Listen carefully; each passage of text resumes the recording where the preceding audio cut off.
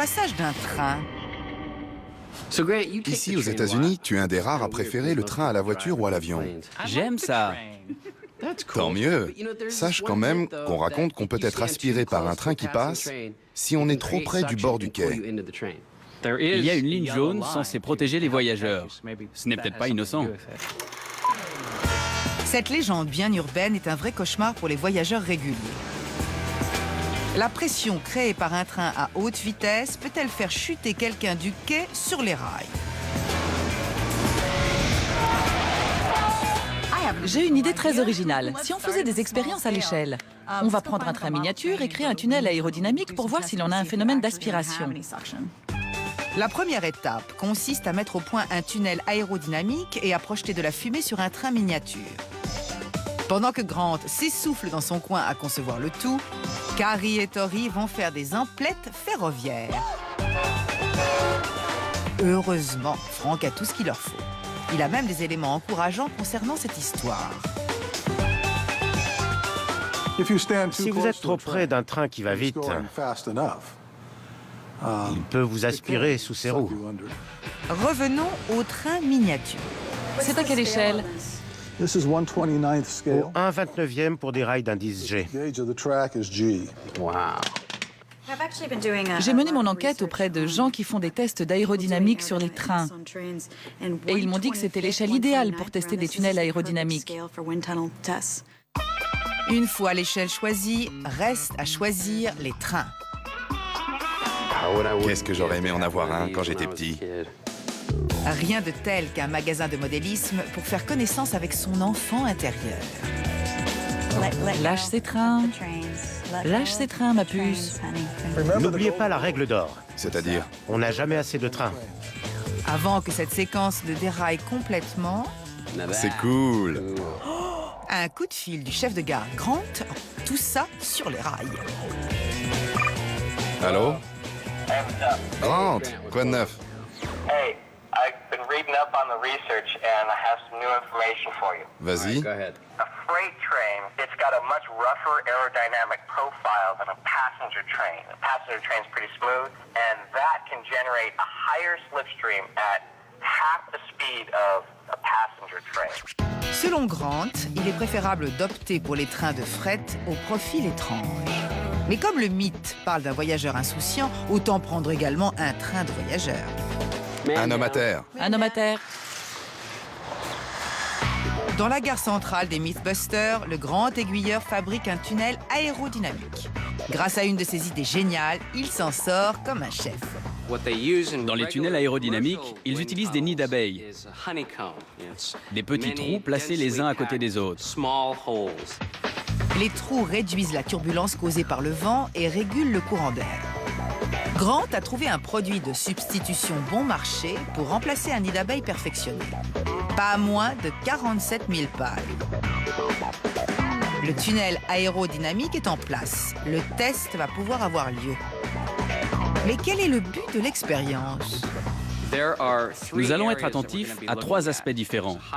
Il y a une zone de haute pression devant le train et une mince couche d'air qui va sur les côtés. Enfin, à l'arrière du train, il y a une zone de basse pression, le sillage. On devrait pouvoir constater si la fumée est aspirée par l'arrière. Grant est persuadé que le sillage est la clé de voûte de ce mythe. Ce tourbillon à basse pression est-il assez puissant pour faire chuter quelqu'un et l'entraîner sur les rails? Tori, tu mets le vent en marche. Grant, tu surveilles. Moi, je m'occupe de la fumée. Le tunnel aérodynamique fonctionne à la perfection. Le premier test se fait avec un train de voyageurs. Voilà, des petits cyclones. On voit un petit tourbillon. Le deuxième, avec un train de fret, à la forme moins classique. Cela semble créer davantage de turbulences. On a un gros tourbillon à l'arrière. C'est difficile à voir en temps réel, mais la caméra grande vitesse confirme ce que nos trois fins observateurs ont deviné. Ces trains miniatures aspirent à tout va. Il y a encore pas mal de fumée derrière le train. C'est pile ce que nous cherchons. D'après les expériences que nous avons faites aujourd'hui, je pense que c'est possible qu'un train fasse tomber quelqu'un du quai. Les sillages miniatures ont l'air suffisamment puissants pour pouvoir attirer quelque chose se trouvant à côté. C'est le feu vert pour passer à l'étape suivante. Carrie est folle de joie. On va faire ça à l'échelle réelle, avec un vrai vent et de vrais gens qui se font aspirer. Ça va être génial! Elle piaffe d'impatience. Mais les expériences à taille réelle confirmeront-elles ce mythe?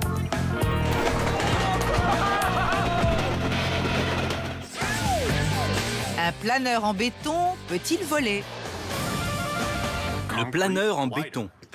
C'est un défi classique en école d'ingénieur. Tout comme on ne peut pas faire un dirigeable en plomb, on ne peut pas faire un planeur en béton. Exactement. Mais nous, on va tenter d'en construire un. Comment peut-on faire abstraction du fait que le béton contient toujours du gravier? Ça va être très difficile de construire un planeur avec. Dans le béton, il y a toujours du ciment artificiel. Mais on peut toujours remplacer le gravier et le sable par des produits de substitution, beaucoup plus légers. On pourrait commencer par faire des tests, tout simplement. On fait plusieurs mélanges en utilisant des ingrédients plus légers et on voit si la perte de poids est substantielle. D'accord. Tout d'abord, ils vont se débrouiller pour alléger leurs lourds matériaux de construction. C'est un mélange classique. Il y a une dose de ciment, 2 doses de sable et 3 doses de gravier. Le mélange de sable et de gravier s'appelle l'agrégat. Le gravier est tout à fait ordinaire. Il fait au maximum 9 mm 5 de diamètre. En plus de ce mélange classique, Jamie en prépare 3 autres avec des agrégats plus légers. Des flocons de polystyrène, de la pierre ponce et enfin un matériau composé à partir de petites billes de verre, des micro-ballons. Il faut simplement attendre que ça prenne. Pendant ce temps, Adam et Jamie se rendent au centre de recherche de la NASA de Moffett Field à Ames pour un petit cours d'aérodynamique. Steve Smith, un expert en planeur, leur apporte de bonnes nouvelles. Je parie que vous arriverez à faire un planeur en béton qui volera. Le gros problème, c'est le poids. Mais si vous construisez un planeur en béton avec une structure solide et beaucoup de remplissage, pour que le tout soit léger, il ne faudra pas forcément beaucoup de vitesse pour qu'il vole. Ce sera plus ou moins la même chose qu'avec certains planeurs modernes. On est tombé sur le terme « angle de planer ». Qu'est-ce que c'est? C'est l'angle compris entre la trajectoire descendante et l'horizontale. On exprime cela en mesurant la finesse. Un planeur moderne qui a une finesse de 40 plane horizontalement sur 40 km pour chaque kilomètre descendu. Cela exprime donc la pente à laquelle vous descendez. Le Dr Smith nous a beaucoup stimulés intellectuellement. Je pensais que c'était une idée ridicule et qu'au mieux, on arriverait à limiter la chute d'un planeur en béton. Mais d'après lui, on devrait arriver à construire quelque chose d'assez aérodynamique, tout en étant en béton. Le béton va maintenant pouvoir être pesé. Assez logiquement, le mélange ordinaire contenant des pierres est plus lourd que les mélanges plus expérimentaux. Ce premier test montre qu'il y a de grosses différences de poids entre les flocons de polystyrène à 31 kg et le béton à 52 kg. Je pense qu'on pourra créer un mélange suffisamment léger. Malgré cela, est-ce qu'il supportera les pressions auxquelles on l'exposera? Il faudra faire des tests de solidité. En d'autres termes, ils vont devoir renforcer leur béton allégé. Le seul gros problème du planeur en béton, ce sera le béton. Ce matériau a une forte résistance à la compression, mais pas à la tension. On peut poser une brique par terre et empiler des centaines de kilos dessus. Elle ne cassera pas. Mais si on fabrique une fine feuille de béton et qu'on appuie dessus avec son doigt, elle se brisera. Il va donc falloir étudier comment renforcer le béton en ajoutant un matériau qui lui donnera une structure plus flexible et lui permettra de se plier sans casser. Adam et Jamie vont tenter de savoir quels matériaux permettent de renforcer le béton lorsque son épaisseur est très fine. Ils en essaient plusieurs. De la maille de fibre de carbone, du câble de précontraint. Après les avoir laissés reposer, Jamie va s'occuper de tester leur résistance à la tension avec son fidèle dynamomètre. C'est du renfort de câble. Très impressionnant. On a testé 4 types de renforts. Chacun d'eux a plus ou moins augmenté la résistance du béton. Le meilleur résultat a été obtenu avec le renfort de câble. Adam et Jamie disposent enfin de données solides et ont acquis de bonnes bases en aérodynamique. Il va maintenant leur falloir passer à la pratique. T'es au courant? On va faire ça sous la forme d'une compétition. Je déteste ça. Je sais, mais réfléchis bien. On fabriquerait peut-être un planeur en béton plus efficace à deux, mais séparément, cela nous permet de trouver 2 façons différentes de résoudre ce problème et d'explorer un peu plus ce domaine. C'est ça. Ah, les duels inutiles. Les téléspectateurs les adorent, les Mythbusters les haïssent. Adam déteste perdre. Je vais t'humilier. Cela arrive assez souvent. Jamie, lui, déteste tout, sauf tricher. Cette fois-ci, Adam insiste pour que les règles soient gravées dans le béton. La confidentialité doit être absolue. La construction du planeur se fait à l'échelle de son choix. Le gagnant sera celui dont le planeur aura le meilleur angle de planer. Demandons son pronostic à Jamie, le grincheux de service. Je ne sais pas qui va gagner. Je m'en fiche. Charmant. Les autres Mythbusters tentent de savoir si le passage d'un train peut vous faire passer un très mauvais moment. Jusqu'ici, Grant, Carrie et Tori ont testé le comportement des trains miniatures dans un tunnel aérodynamique. Tout semble indiquer qu'ils peuvent passer à l'étape suivante. J'ai une idée. Je pense qu'on devrait ressortir le canon à poulet, prendre l'un de nous au hasard comme cobaye et tester l'effet de la vitesse du vent sur le corps humain. Le canon à poulet leur donnera une idée de la pression et de la vitesse du vent nécessaire pour faire tomber une personne normale comme Tori. T'es trop sexy. Merci. Avant de transformer Tori en cible de canon à poulet, il faut faire un premier test avec un dynamomètre et un harnais. Prêt? Prêt. Voilà le train. C'était dur, hein? Comme de déraciner un arbre. Le dynamomètre affiche 4/8. Ils en tirent 2 conclusions. N'essayez pas ça chez vous. On est des pros. On est des pros. Ils estiment donc que 4/8 est la pression qu'un train devra générer pour entraîner quelqu'un dans son sillage. Cela fait un chiffre de référence pour calibrer le canon. On va ressortir du placard un bon vieux mythe. Pourquoi ressortir le canon à poulet? Pour se canarder avec. Cette arme a d'abord été utilisée pour savoir si un oiseau volant à haute altitude pourrait démolir le pare-brise d'un avion. C'est un poulet congelé. Ce n'est pas un jouet. Le volatile congelé a été projeté à 195 km/h. Mais dans ce test, le seul animal qui grelotte est celui qui tremble de peur à l'extrémité du canon. Je ne pense pas que ça va me faire tomber. Mais bon, je peux me tromper. S'ils arrivent à savoir quelle vitesse et quelle pression sont nécessaires pour renverser Tori, cela leur fournira des données pouvant servir lors d'expériences avec de vrais trains. On va envoyer Tori valdinguer contre la barrière. Le rêve. T'es le mannequin de rechange après Buster. Cela dit, il est moins facile à réparer. Pour le premier test, il commence à 2 bars. Grant utilise un anémomètre pour mesurer la vitesse du vent. Tori va se poster comme s'il était en train d'attendre son train sur le quai. Il ne doit pas spécialement se préparer à se faire tirer dessus. Il doit simplement se tenir debout, comme n'importe quel Pékin. Attendez. Au pire, qu'est-ce que je risque là? Personne ne sait? Bon, allons-y. Tori prend son courage à 2 mains, vérifie les cours de la bourse dans son journal et essaie de ne pas penser à l'impact. J'entends des bruits bizarres. Sûrement le train.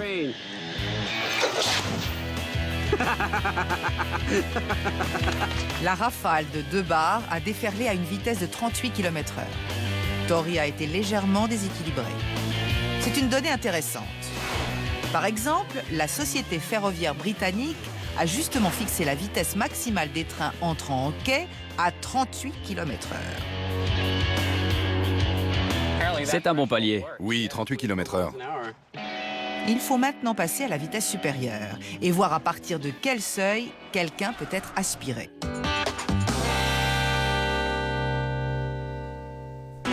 Adam et Jamie s'attaquent au mythe selon lequel on ne peut pas construire un planeur en béton.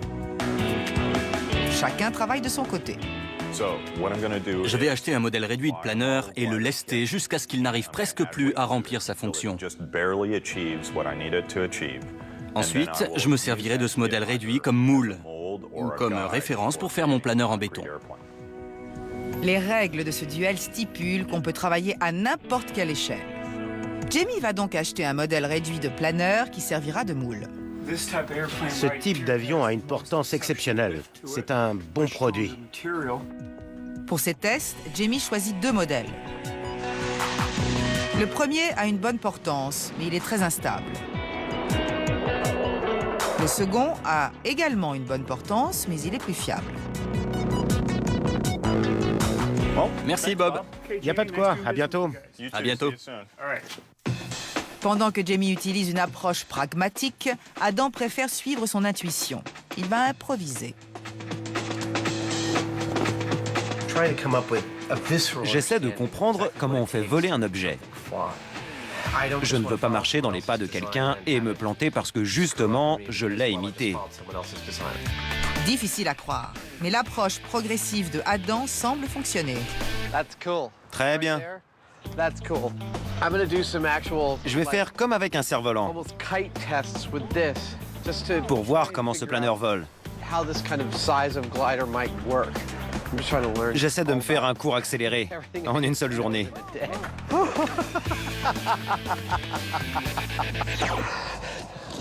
J'apprends à vitesse grand V.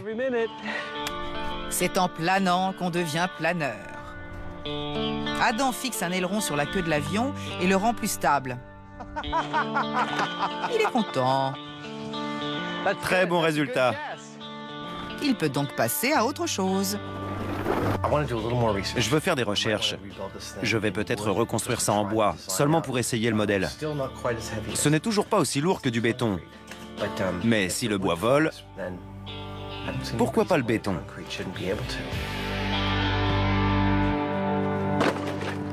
Alors là, c'était vraiment la cata. La finesse devait être de 1. Il a dû tomber à 7,50 m d'ici, c'est-à-dire la hauteur à laquelle je me tiens. Et c'était plus léger que du béton. Le deuxième essai est tout aussi peu concluant. Adam va donc dégainer son plan de rechange.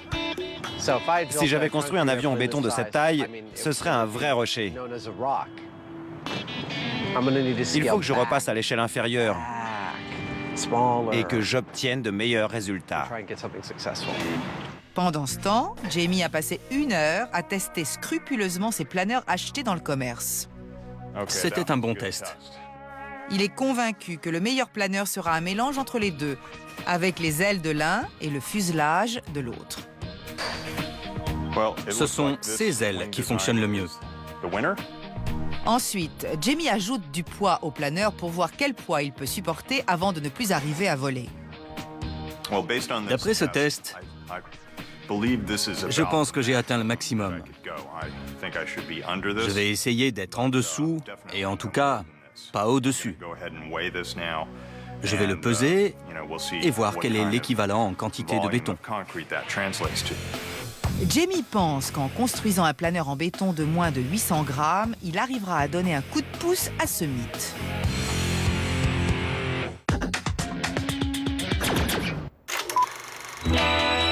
Des millions de personnes prennent le train chaque jour. Serait-il tout près de la catastrophe? Si un train rapide peut déjà faire tomber quelqu'un du quai, les trains de dernière génération allant à 360 km/h risquent, eux, d'être mortels. Tori a donné de lui-même et a découvert qu'il pouvait se prendre une rafale de vent d'une pression de 2 bars et d'une vitesse de 38 km/h sans tomber. C'était rien du tout. Passons à 7 bars. 3, 4 d'abord.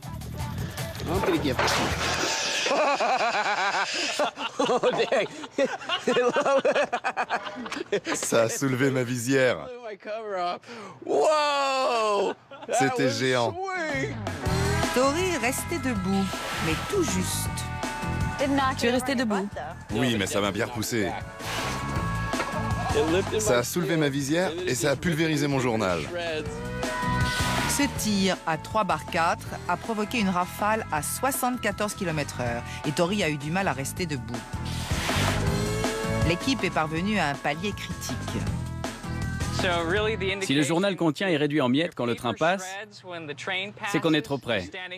C'est un signe. Si on ne s'attend pas à se prendre une telle rafale de vent, je ne pense pas qu'on ait le temps de se retenir.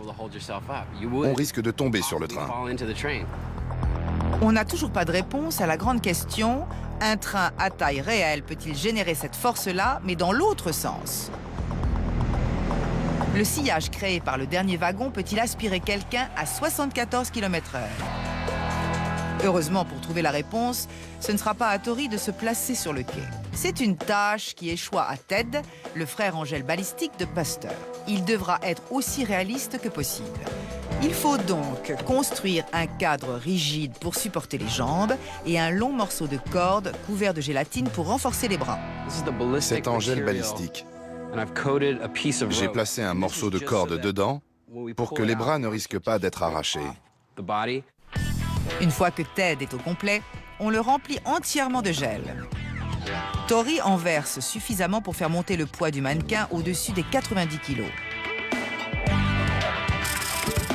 C'est assez lourd pour prouver que presque n'importe qui peut se faire aspirer d'un quai. Il est bizarre, hein? La pesée confirme qu'il est en pleine forme. 94 kilos, un bon gros bébé. Que du muscle. Il faut seulement que Ted retrouve toute sa tête.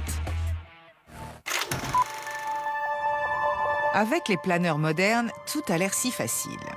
Dessinés de façon aérodynamique et faits de matériaux ultra perfectionnés, leur finesse peut parfois dépasser 40.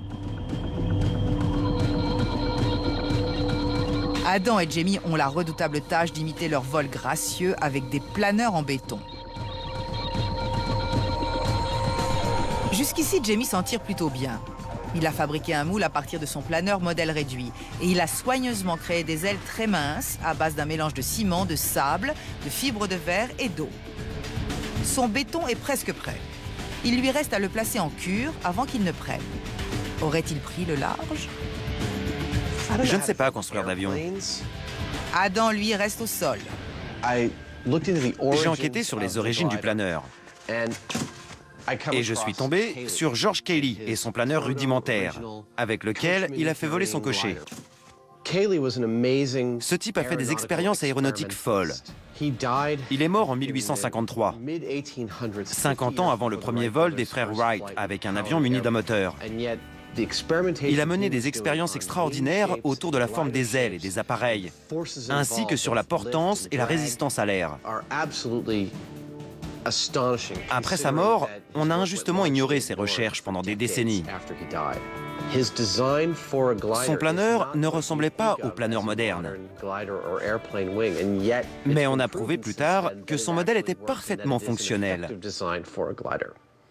Alors pourquoi ne pas partir de là? Adam a enfin un concept. Maintenant, il faut qu'il rattrape son retard. Je dois reproduire ce modèle sur ce plastique expansé, avant de le poncer et de le sculpter. Adam a son moule. Il y place de la maille de fibre de carbone pour le renforcer. Ensuite, il étale son ciment allégé sur le moule en plastique. Comme Jamie, il ne lui reste qu'à attendre que son planeur en béton passe par l'étape de la cure. Mais dans cette émission, on est un peu pressé. Je prépare mon moule pour qu'il prenne en un peu moins de 28 jours.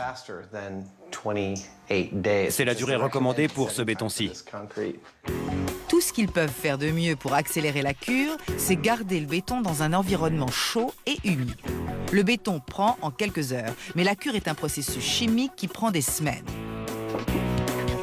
Jamie est le premier à vérifier si leur méthode de cure accélérée a fonctionné. C'est le morceau de béton le plus fin que j'ai jamais vu. Jusqu'ici, tout va bien. Mais en assemblant les ailes, il s'aperçoit qu'il y a un problème plus important que celui de la cure.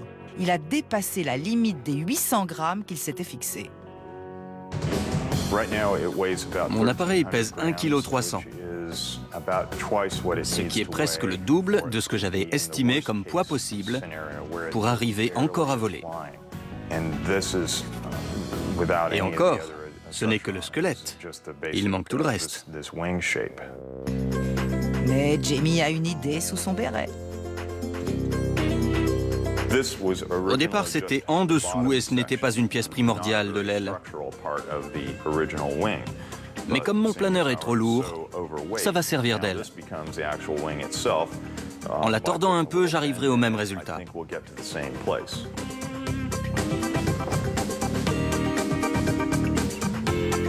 Dans une modification de dernière minute, il utilise une ligne de pêche ultra légère pour tendre un peu plus son planeur fragile. Voilà, Jamie est prêt à décoller. Et comment s'en sort Adam? Très bien. Je suis plutôt optimiste. Le béton a pris.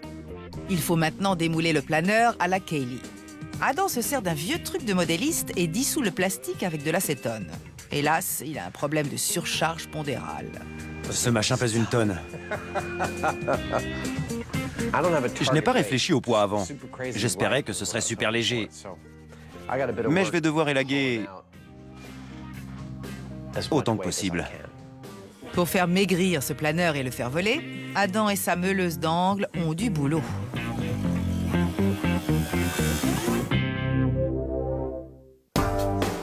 Notre équipe a soumis des trains miniatures à des turbulences. Ils ont fait tomber Tori et l'ont mitraillé avec le canon à poulet.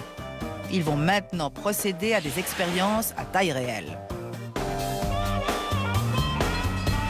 Après des mois de recherche, ils ont trouvé un tronçon de chemin de fer disposé à œuvrer pour la science, à Albuquerque, dans le Nouveau-Mexique. La ligne est encore en construction, mais il y a suffisamment de distance pour pousser cette loco à sa vitesse maximale autorisée de 127 km/h. Dites-moi, Robert, est-ce que vous avez déjà vu quelque chose se faire aspirer sur les voies? Pas personnellement, mais j'en ai entendu parler. Robert, le mécanicien, pense que c'est plausible. La locomotive tracte 2 wagons de voyageurs, générateurs de moins de turbulences que ceux de fret. Mais comme ce mythe parle de passagers insouciants attendant sur un quai, c'est le meilleur moyen de voir s'il y a une part de vérité. J'étais plutôt pessimiste avant de voir la taille de ce train. Il est énorme. Je n'arrive pas à croire qu'on nous laisse faire joujou avec un truc aussi gros. Si ça se trouve, ce mythe sera confirmé. Si Ted pouvait parler, il demanderait « Pourquoi moi ?» Au moins, il ne sera pas seul dans son malheur. On va lui donner un peu de compagnie. On a apporté une poussette pour essayer autre chose. Cela ne fait pas partie du mythe. Mais les parents qui prennent le train peuvent avoir une poussette. Comme c'est un véhicule sur roues, cela permettra sûrement d'illustrer le phénomène d'aspiration. La poussette sera peut-être éjectée du quai, même si les 90 kg de Ted y restent fermement posés. Il tourne le dos à la voie. Il écoute de la musique dans ses écouteurs et il n'entend pas le train arriver. D'accord. Tout est dans le visage. Ted n'a pas particulièrement confiance. Mon pronostic, c'est que le train va passer en faisant pas mal de bazar. Ça va peut-être faire tomber le mannequin, mais je ne pense pas qu'il y aura suffisamment d'aspiration pour qu'il soit attiré vers les rails. Il ne reste qu'à mettre en place les anémomètres de Grant. Le test va pouvoir se mettre en branle.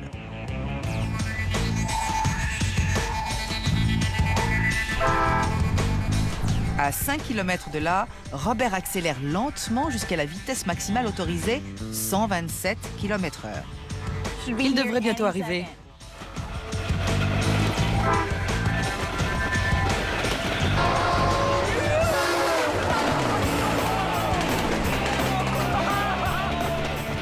Bravo à toute l'équipe. C'était géant. Ted a été renversé sur le côté et la poussette s'est détachée. Elle a même cassé une caméra. La corde de la poussette a cassé. Et la poussette a été aspirée par là. Si un parent laisse sa poussette trop près des voies, Est-ce qu'elle a été aspirée ou simplement renversée par la bourrasque? Difficile de voir ce qui s'est passé, vu la vitesse à laquelle c'est arrivé. Le ralenti semble indiquer que la poussette a été poussée vers le quai et que Ted n'a pas du tout été aspiré vers les rails.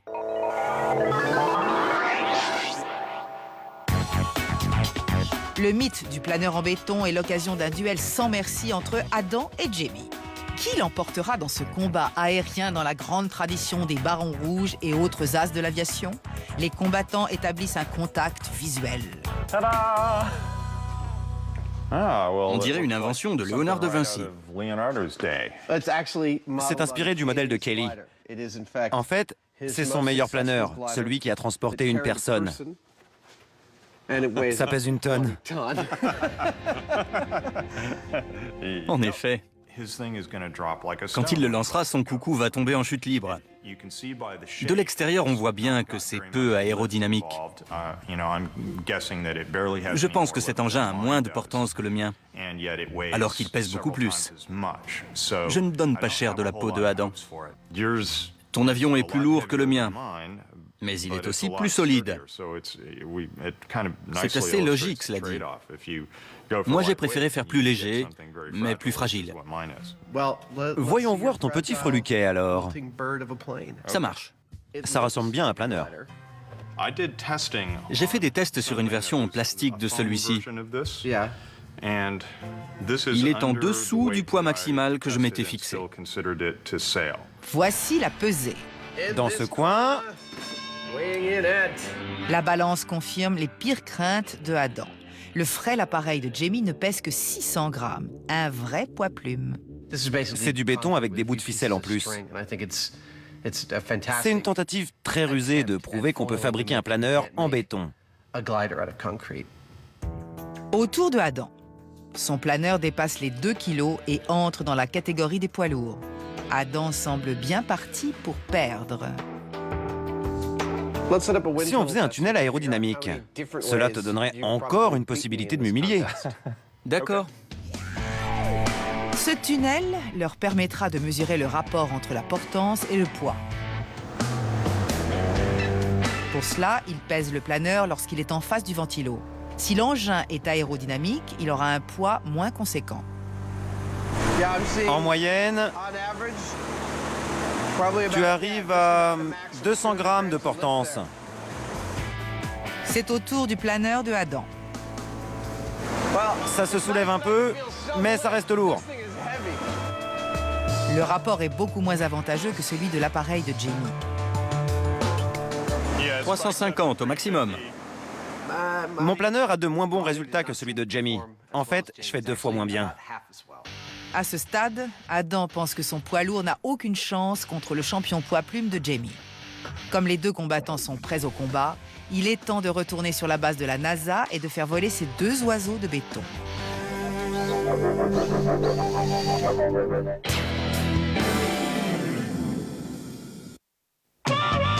Grant, Carrie, Tori et Ted ont survécu au passage à grande vitesse d'un train. Aucun signe d'aspiration lors du premier essai, on passe donc au deuxième. Cette fois-ci, le train passera en marche arrière.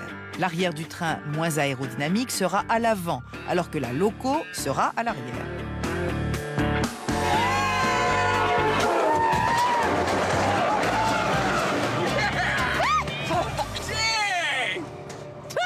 Regardez la poussette. Regardez la poussette, elle a été éjectée du quai. En revanche, Ted est toujours debout.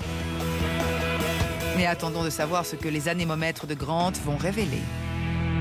La première fois, quand le train allait dans ce sens, avec l'extrémité aérodynamique en avant, le vent sur le côté allait à 80 km/h. La deuxième fois, quand la partie plate était en avant, Le vent allait à 43 km/h. C'était donc beaucoup moins. D'après les chiffres découlant des tests avec le canon à poulet, ces deux passages ont généré des vents assez forts pour faire vaciller une personne normale. Cependant, tout se passe droit devant ou parallèlement aux voies. Les turbulences à l'avant et sur les côtés du train empêchent la formation d'un sillage à l'arrière. Grant ne laisse pas pour autant tomber l'affaire et veut faire encore un test. J'étais dans l'œil du cyclone à contrôler mes appareils. C'était vraiment effrayant. Le train passe, il y a un énorme nuage de poussière. J'en avais plein partout. C'est excitant, mais effrayant. Pour la troisième fois, Robert pousse sa loco à la vitesse maximale.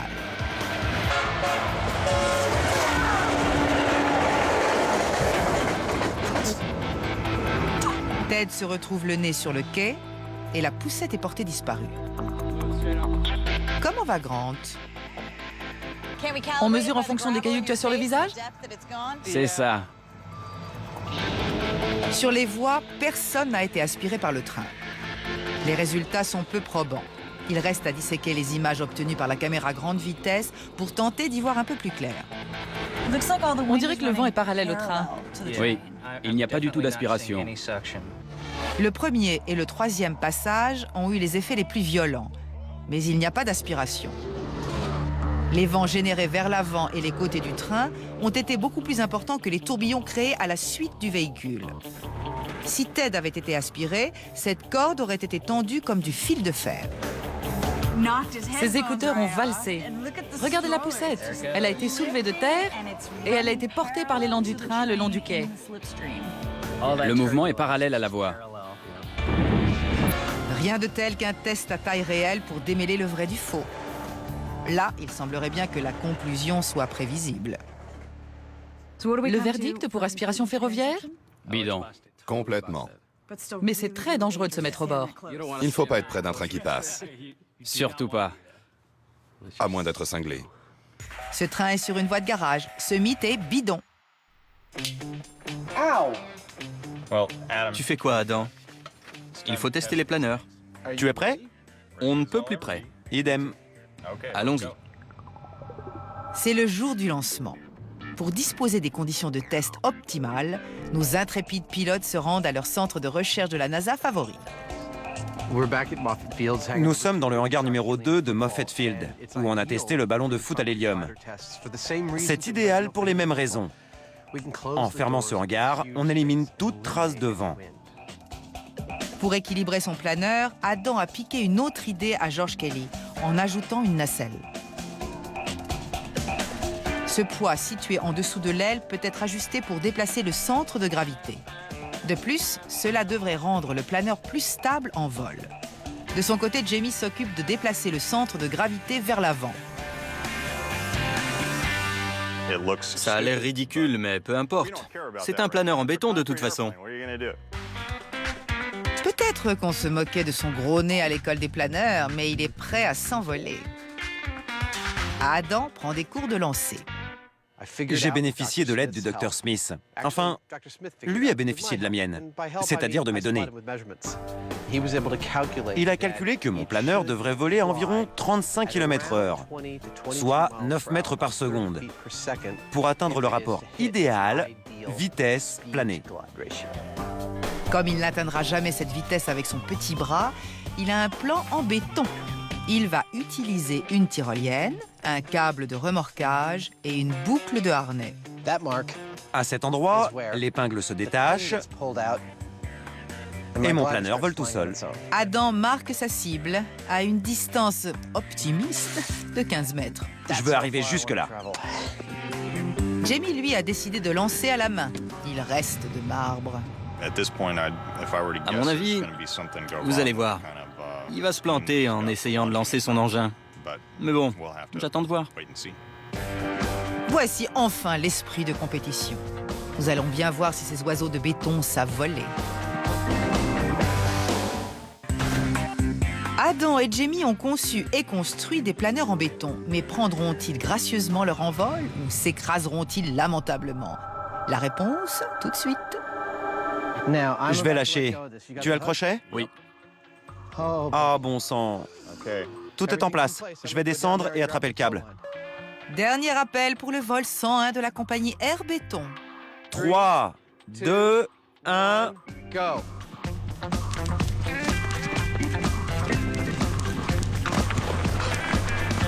Le lancer a réussi et le planeur de Adam semble relativement intact.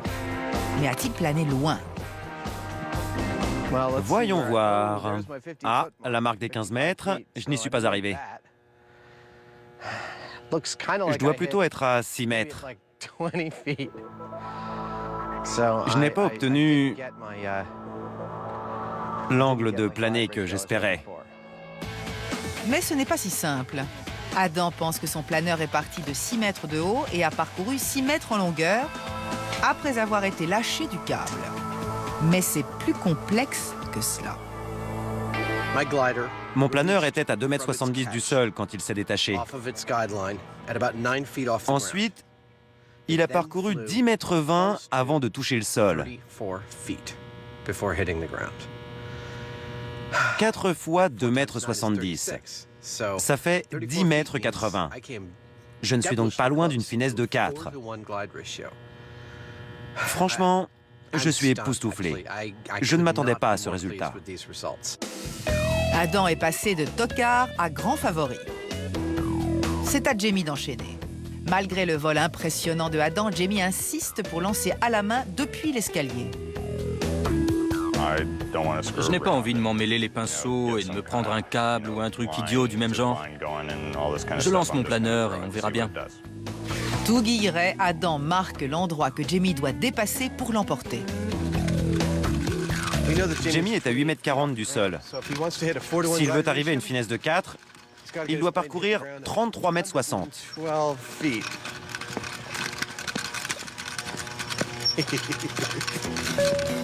Dernier appel pour le vol 102 de la compagnie Air Béton. 3, 2, 1.